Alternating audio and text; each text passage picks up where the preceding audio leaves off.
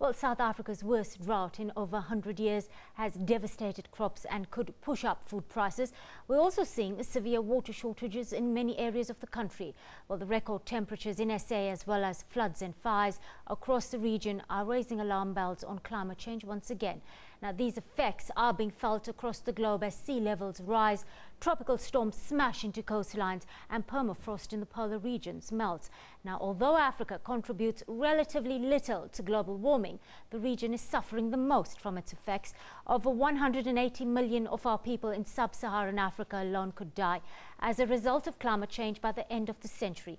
Well, Bridget Corrigan is the SABC program manager with the Endangered Wildlife Trust, and we chat to her now from Cape Town via Skype. Good afternoon, Bridget. Thank you for your time on the SABC News Desk. Afternoon, Kirsty. How are you? Ominous water shortages, Bridget.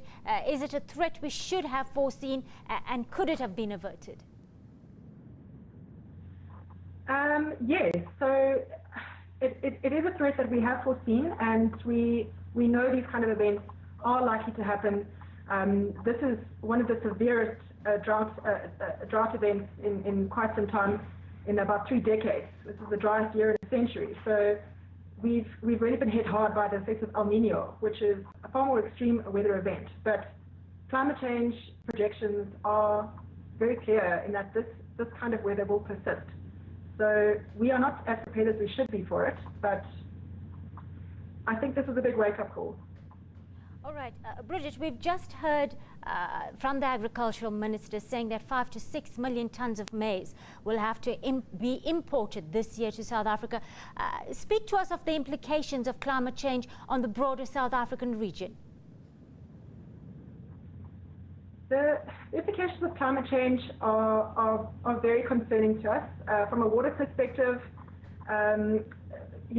decreasing rainfall, erratic rainfall, and a host of other effects is part of the climate change projection. So for agricultural areas, particularly the areas where we do have massive water scarcity, I mean, we know now the Northern Cape, Northwest, Free State are some of the hardest hit areas that we have at the moment. And yeah, the damage on the food production systems is huge. And we all know that, without water, that's pretty much the base level of what we need to produce food, not for just ourselves, but for our livestock animals as well. And commercial farmers,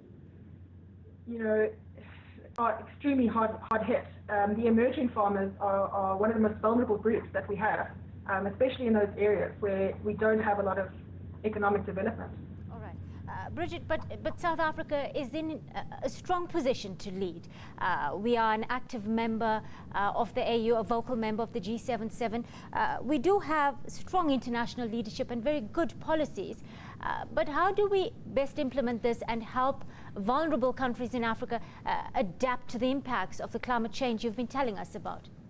And what are some of the adaptation responses that we should be instituting at local level and also on national level as well? Right, so we believe that the key thing here is partnerships, strong partnerships, cooperative governance, which includes civil society, government, industry partners. Without a coordinated effort, it's not the Department of Water.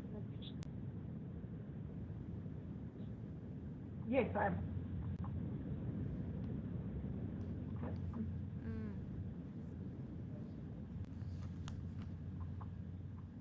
Unfortunately, we have lost Bridget on that Skype connection. Of course, she's the SABC program manager with the Endangered Wildlife Trust there, speaking to us a little bit about the effects of climate change.